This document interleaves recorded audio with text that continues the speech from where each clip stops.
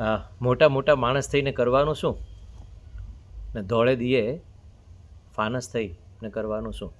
જેમ ધોળા દિવસે ફાનસ સાવ યુઝલેસ છે, એમ જ ગમે એવા મોટા માણસ હોય પણ જો કંઈ કામમાં ના આવે તો એનો કોઈ અર્થ નથી.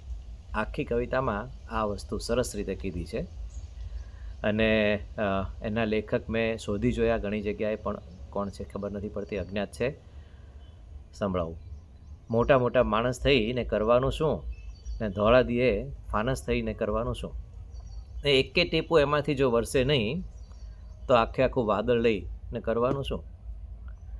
ને જો કદી એ બીજા માટે થાય ન ભીની, જો કદી એ બીજા માટે થાય ન ભીની, તો બેઉ આંખે પાપણ લઈને કરવાનું શું?